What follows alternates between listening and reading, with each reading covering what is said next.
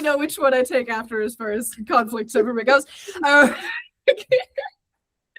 yeah, like but one of the things that I think made it easier for me to have, not just coming out conversations and, there's the puppy. But, to have some of those hard conversations about, okay, what do I want to do for my career? How can I be responsible with that? Coming out and just any sort of difficult conversation. And half the time it's the way coming out went, where I think it's going to be a difficult conversation and it's not an issue. But you guys raised me and my siblings on like that fair fight for change and like how to deal with conflict and how to have difficult conversations. Yeah. So being trained in what I'm trained in, I do premarital counseling and I talk with people about, are you having when you fight and young couples are like, we never fight because they're perfect for us. And I go, anyway, after I vomit, I look at them and say, you look like two cattle in a hailstorm. But then I talk about, okay, what are something you disagree with? And my favorite one was this one couple who were like, well, when he came home the other day, he had worked at a factory, coal mine area. He left his underwear on the lamp. I was like, this is not a conversation I ever thought I would have. But okay, we'll have a fight around underwear on the lamp.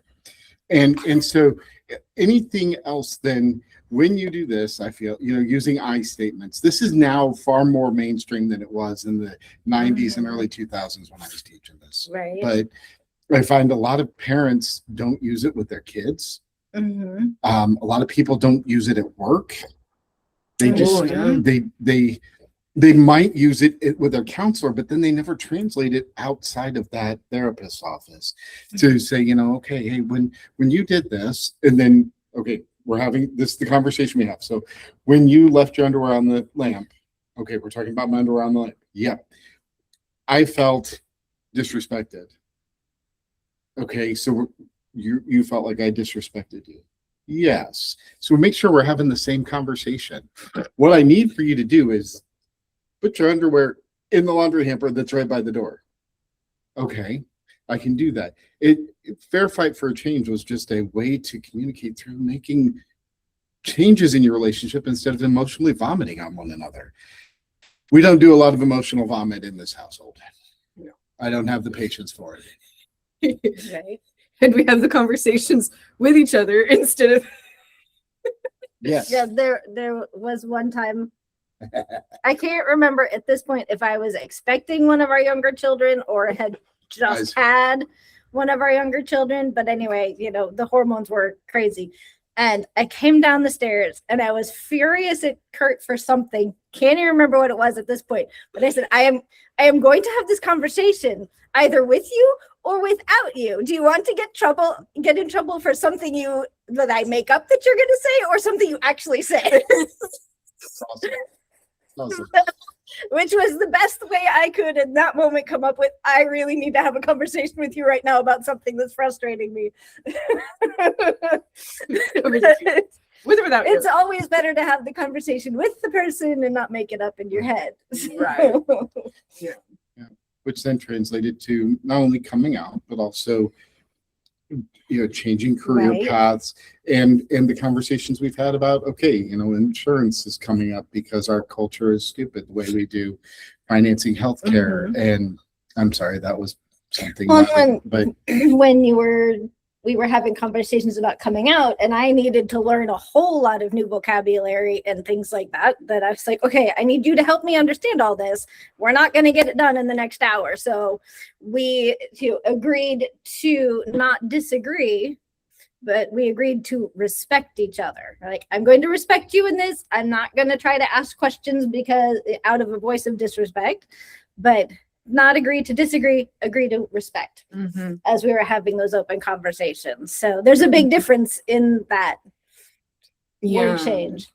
And I think that helped me build up like the vocabulary I needed to like as I was going out to other states and more for work and encountering more people, that I was having to have a lot of those 101, 102 level sort of introductions. I was able to have the not just the language to, I had practiced obviously the educational part of it, but I also had more of a gauge for being able to have sort of the spidey sense of like, okay, this person is engaging with this, is asking the question awkwardly because they're not sure how to ask and they don't want to cause harm, but they want to help, but they don't know how to ask the question. Cool, I will engage with this person and I will be patient and help them out. As opposed to the person who is just coming at it to start a fight. Because of how you all engaged with me about it, I have more of that internal gauge to be able to pick my battles of like, okay, who do I want to spend energy, giving the education to, and who is just here to start a fight and I don't need to bother about it, nor do I need to get upset about it because what they're saying is has nothing to do with me, Yeah, there's some people who don't deserve your time and attention. They don't deserve to see your heart. They don't deserve. So just going, well, God bless you, Leah, is okay. Yeah. Yeah, Lee's down in the South. They're like, I know what that means. Bless your heart. That wasn't anything about blessing.